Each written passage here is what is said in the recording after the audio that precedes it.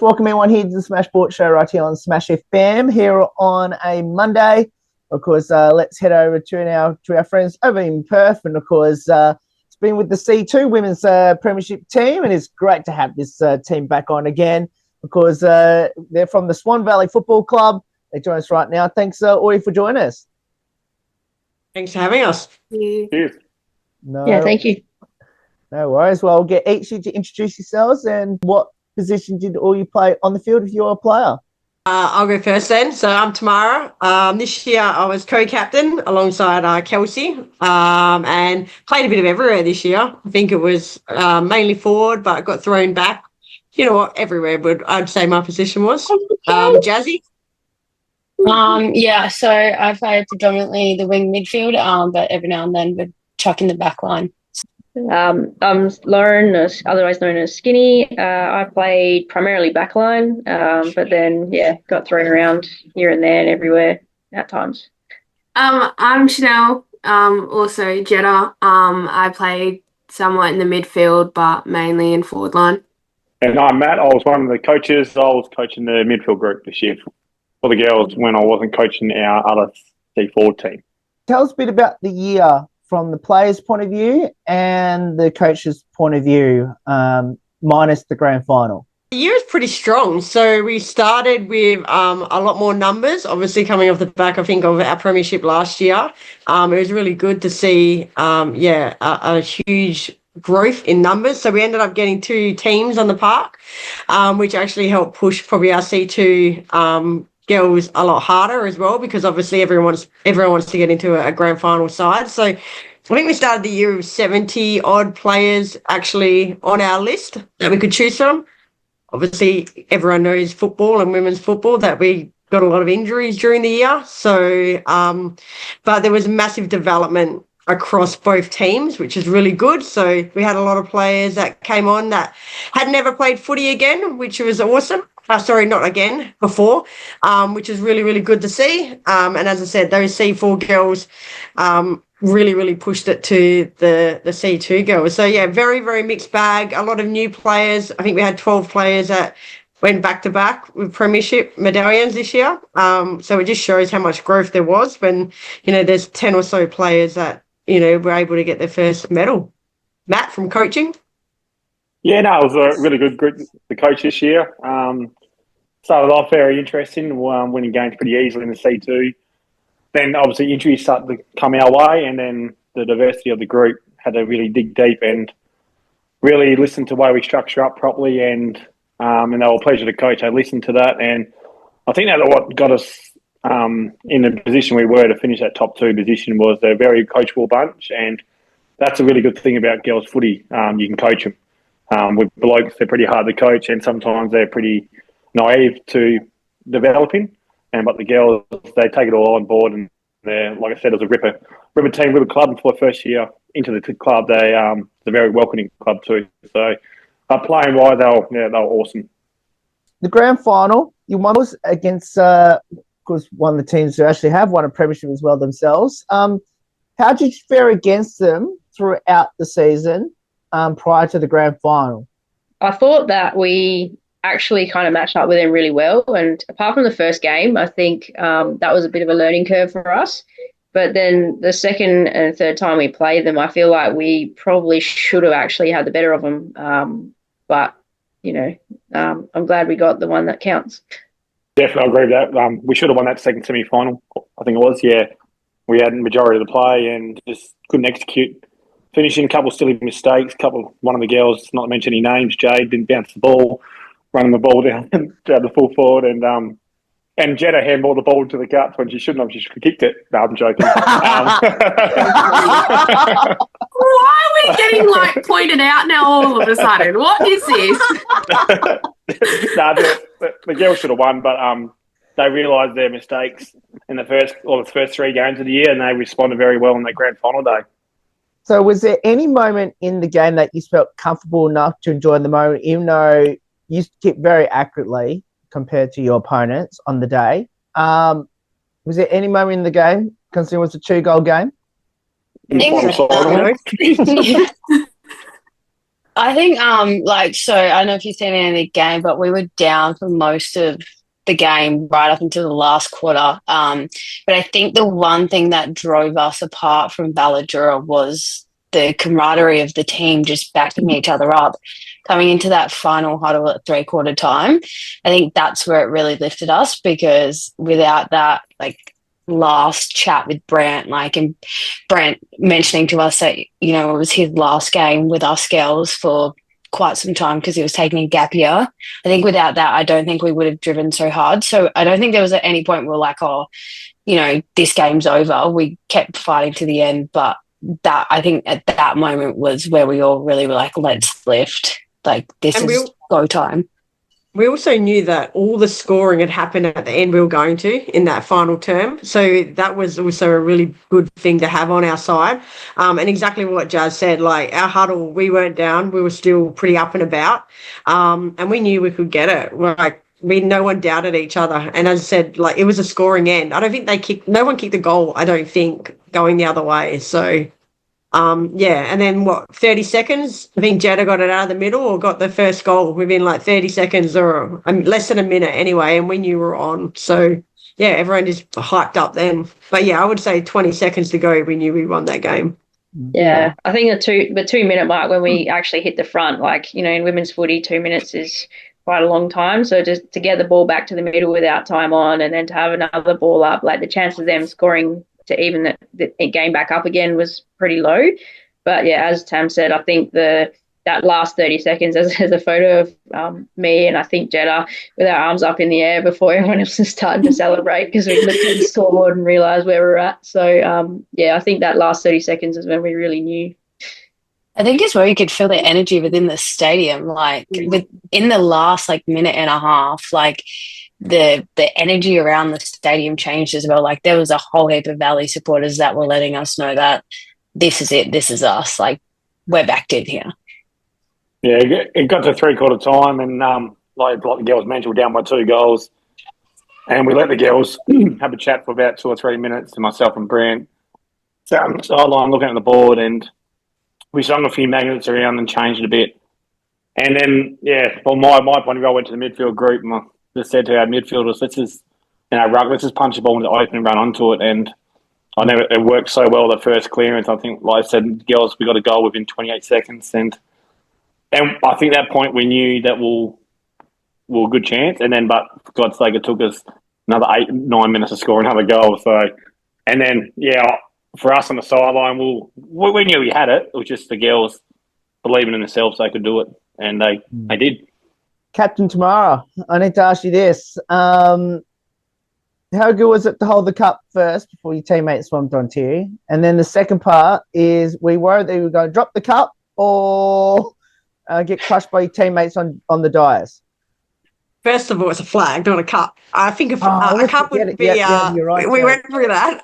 Cup would be so much better. So I feel like I could get flown away that day with my flag because it was so windy.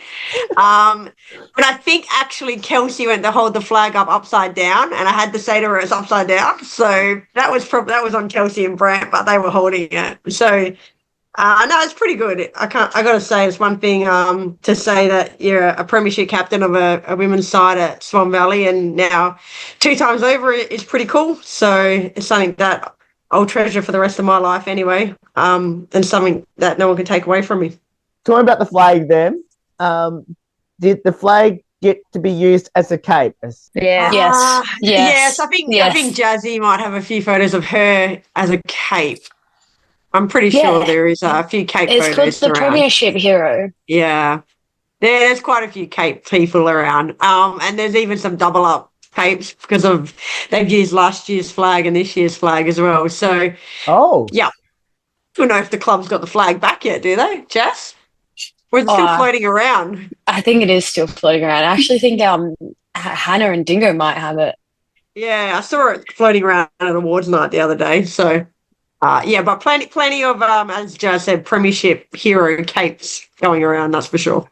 How long did you all wear your medals around your nets for? And did any of you sleep with it? That's the first part. And then the second part, if you bite on your medal, was it pure gold on the day? Me, I slept with mine until the next morning, and then I had to go out for breakfast with Matt the next day. Had to kind of show it off to everyone because it was my first premiership. And yeah, so I slept with it, and then we had it for awards night as well. So wore it a couple times, and just to show off to a lot of people that I won a premiership. So yeah. Yeah, I don't think I wore mine to bed. I definitely wore it all day. It was on my bedside cupboard though, and it stayed there all the way until awards night. So I made sure I didn't forget it. So, yep. I reckon I wore mine for about 4 days, to be honest, not going to lie. I fell asleep with mine on. I didn't realise I had it on when I woke up. He still didn't take it off. I actually wore mine on the plane 5 hours later to Bali. So mine came to Bali with me. And I walked in off the airport, through the airport to breakfast with my jersey and medal on. That's a slay. Yeah, you win. 3 a.m. flight. Captain tomorrow takes the cake. Yeah, I think so. Think so. Did you get any good deals while you were wearing the medals while you were overseas? No, I think people just thought I was stupid. I didn't understand. In saying that, so my whole family was over there, and they had the grand final played at a sports bar. So they were all watching it, and the lady that helped them set it all up, she thought I was famous the next day, and all she wanted to see was my medal. So it was kind of cute. So they came and shook my hand and gave me a free drink and everything. So that was kind of nice. But yeah, these Queenslanders weren't very happy apparently because they wanted to watch the rugby that was on. But we had taken it over. So I found out later. So yeah, Swan Valley was up on the sports bar. Oh, love it. I've got to ask, and I love about your team photo this year is that it's such a family team there. Tell us, how special is that? And especially there's a lot of kids in this photo, by the way, I'm looking at. There was a lot of kids in that photo. Daz, Lauren? Coming from... Yeah, there is quite a few kids missing in that photo, actually. But coming from myself, my little girl, having her there last year and this year and being able to put my medal around her. Well, actually, when my medal got presented, it went around her neck, not mine. And it's just a surreal feeling. I didn't actually get mine presented to me. It went to my daughter, but I couldn't think of anything better. I've won premierships with Loz back in the day at Swans, but this one was more special because our girls were there together. Yeah, no, I agree. Like I said in my award speech, like all I wanted to do this year was show her how to play footy and what it's all about. And then she just loved the atmosphere, being involved. She'd be there at the team chat. She'd be singing the song. She'd be on my shoulders after the game. Like, it was definitely, and running out with her as well. Like it was definitely a little bit more special than the other ones. I think that's one thing about the club, and we spoke about it before, and Jetta would probably know coming in for a first year is that she's got a lot more nieces and nephews that hang off her as well. And everyone kind of looks after everyone's kids, so it's really, really good. Even Matt's probably got kids that he's like, who the hell are these? And they leech onto, and yeah, that's probably the good thing. Like there's always 15 kids in our songs that you look around and, you know, as I said, Jetta, I remember one game you were holding someone's kid that, like, no one even really bats an eyelid anymore. So, yeah, it's really cool to see that there is so many youngins that we can bring into it and support. And I think we're actually trying to get that. The boys are taking on that a lot more as well, with their kids getting around and that as well. So it's good. Anyway, it doesn't matter. Like, everyone, like my friends' kids come into the songs, and my niece and nephew that they come in. So yeah, it's really cool. And yes, that is her child. That's one big thing I noticed was the club very family orientated, especially in the girls program. How well they get around each other and get around the family vibe and make you feel welcoming. I think that's the biggest reason why the club is going to be so successful in the coming years, because they're very welcoming and it's very family orientated, and that's what you want for a footy club, and want from outside of your work life, just to get away and it still feels like home. especially when you're not from the club. Jetta, I'm going to start off with you first. Now, you play forward and mid, and apparently you're outstanding in the forward line. Which one's your favourite position? Or do you have a preferred position out of the two? Chuck me in the cage. Nah, I love both. It was good kind of getting back into the midfield once again, just because from last season I ended up jumping the fence over to the Valley due to a lot of convincing to Jazzy. And so being chucked in midfield, like, it always wasn't kind of my position, but kind of getting back into it again, getting, like, the run out of the legs, which was really good. So yeah, I did enjoy mid, but I think I'd rather forward any day of the week than mid. No offense. Matt obviously disagrees. Yeah. Lauren, you claim not just one award, but quite a few there. Which one means a lot more? Was it win the BNF for your club, or is it the runner-up in the league? No, the Premiership medal is the one that counts the most. I didn't come back to play footy. Like, I've had 2 years off after I had my little girl, and I definitely didn't come back to win individual awards. Like, I just came back to have fun, to teach her how to play footy, and hopefully help the girls out and teach them a little bit more about the game. Like, obviously with my background, I've got a lot of knowledge to give and to share, and I guess that's really what I wanted to achieve out of the season. So yeah, those awards are nice, but it's definitely not why I came back and wanted to play footy. So the Premiership one is the one that counts for me. I have to ask both you and Jazzy this question. Now, Jazzy mentioned before that both of you are part of the Swan District's Premiership teams in the Waffle. Does this one feel a little bit more unique and really special in regard to the family side of things, that, you can have your kids there instead of the Waffle than like back in the Waffle days? Yeah, for sure. I mean, I think you always remember your first Premiership, but yeah, having Alex there, watching and really, trying to nurture that love for footy, like, I don't think anything compares to that. I think Jazz will agree.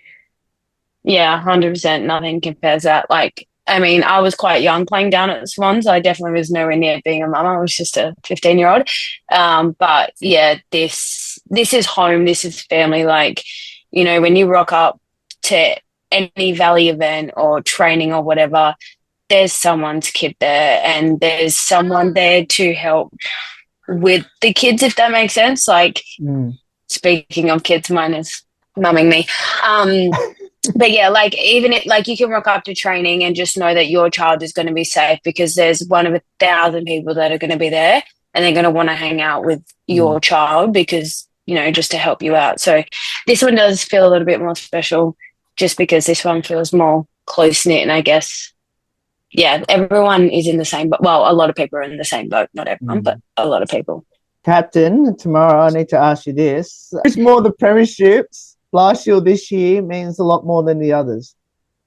Well, it's like choosing your favourite kid, isn't it? You can't really choose that. I don't know. I'd probably agree, like, your first one's memorable, but I mean, they're probably as good as each other, because two different years. I mean, last year we basically took down an undefeated Armidale, or we were the only ones that beat them, and then it was pretty good to take on Balladura and break their 35-game winning streak in a grand final. So, kind of can't really choose, I don't think. So both pretty good. Last year we did it with probably girls that have been there since day done, or a lot more since day one. But it was also really cool to have such an influx of players this year, and so many new ones that got a premiership. Now, Matt, you mentioned that you also coach the men's as well on top of... Oh, no, I've coached men's before. Coached men's before, yeah. So I need to ask you, is it easier to coach the women's in regard to, like, developing the skills and not having like such like egos within the team? It's yes and no. because you're always going to have some like egos in whatever aspect sport you're in, girls' footy or men's footy. But I think coachable wise, the girls, when you coach them something or teach them something, they actually really ingrain and want to do it and want to practice it and do it. And that's what I noticed in midfield group. This might sound a little bit arrogant, but I noticed when I started really focusing on the midfield group that put towards that back end of the year, I could see a complete lift and change in that midfield group. And I think it was pretty well the way it worked towards them opening the game up, and it worked pretty well that way, I thought. So, but no, I agree with you. They're very coachable, easier to coach than men sometimes because, like you said, the men's got the ego problem and they think they know it. And when it comes to that crunch time, they can go off doing their own stuff. But the girls go back to, like you notice in the grand final, that last 2 minutes, the girls slowed the play right down in that last 2 minutes, and they listened to that. And we actually tried that drill on the Tuesday and Thursday night. Funny. We did that and it worked. So you tend to question yes, but also no. That makes sense. Who's the comedian, the best singer, and the best dancer on the team? Comedian Jasmine Kelly, 100%. And so much alcohol she's had. Best singer, Caitlin Hill. I'm going Hilly. I can't go past she's Hilly. a good singer. But she was a undiscovered singer. She kept that very quiet, that she could sing. Yeah, but if you showered after games with her, she was singing High School Musical, Queen, going Hilly. Yeah, she's a good singer. Let's rephrase the question. Who did the best performance on the bucking ball at Country Night? Jetta or Matt? I don't think we want to talk about. Yeah, I don't want to talk about it either. No. My ankle was bruised after that. No? See? But you were half wasted anyway, so it doesn't matter. I like how you said half wasted. I really appreciate that. Half wasted. You weren't quite there, but you were almost there. You were very close. You were like that close. I think my performance in Pink Pony Club was better, Jetta, than my fucking ball. No, Grace, it's okay. It's okay. Presentation up. Oh, no. Oh. Where's that not? Oh. My head was sore the next day, put it that way. I think we know that. Actually, a bit of Grease Mega Mix come on, so. Can I retract my statement? Oh. I reckon the best comedian actually has to be Kelsey because she will pretend like she's doing an interview. Well, not pretend. She'll do an interview for you. And she's dug out something from 2008 that your mum's posted and she will pull it up on you. As captains, we're good detectives. It's great. It's actually insane behaviour. I should be quite concerned. good. We have some good ones. Hey. I should be concerned. I don't want you digging through stuff. If you didn't get interviewed on the awards night, you might be safe. Thank gosh. But we did find some pretty good information. We found that Talia Davies was a really good dancer and had some really good dance shots as well that she wanted to die over. The team have a pre-game hype song, and do either of you have a pre-game superstition, ritual, or routine? Pre-game just had to be any kind of good tunes. Tate McRae usually. And it's whatever BT and probably Caitlin would argue over, or someone would argue over who's playing some whatever song and they would snatch it. So, no, there wasn't really a pre-game song itself, but it was loud. Whatever song was playing, it was very loud. I think you learned to switch off the music in the change rooms before the game. Well, I don't even hear it anymore. That's because normally it's the girls singing it that you switch off from. Yeah. But my pre-game routine is, and I like, hopefully Brad doesn't listen to this because he's always like, don't eat too many carbs before the game. But I always make myself a little special pasta dish in the morning, which was really difficult when we played at 9:30, but I still did it most times. Wow. So, yeah, and then like same order of getting ready, the strapping and getting dressed, left boot before the right boot, just little things. I think mine ended up being a couple of glasses of red wine every Friday night this year. Oh, yes. Yep. I love it. Yeah. I think that was mine in the end, and and it worked out pretty good in a way. Yeah, Brent's probably not going to enjoy my pre-game superstition because I would send someone else's dinner to him on a Friday night, which wasn't mine. But mine's actually a meat box on a Friday night. Oh, yes, Jazzy, yes. So yeah, my pre-game is a meat box on a Friday night, and my superstition is probably the same underwear every game. Has to. They're washed, Matt. Don't open that face. No, I have one lucky pair of undies. But if I was to have a season superstition, it would be I know we're going to win a flag now because every year I've won a flag, I've broken a bone in my body and required surgery. So that's going to be my season ritual now. Yeah. Be my ritual. Well, not ritual, but that's the superstition I'm going with because, like, the 4 flags I've won, I've broken a bone every year. So thank you. So if we're down next year, we just got to snap your finger or something, and then we'll come back and win. Is that what you're saying? It'll happen no matter what. Someone could look at me, my bone's broken. Let me tell you that much. Does that mean you're playing again, Jazzy? Yeah, it's fine. Yeah, I'm not playing, so it's fine. Straight retirement now. No. It sounds like you're playing. Is this exclusive now, is it? That you're playing next year? Oh, maybe. Look, it's hard to tell. But yeah, anyone who knows me good enough will know that I will rock up last week before pre-season and when I play. So.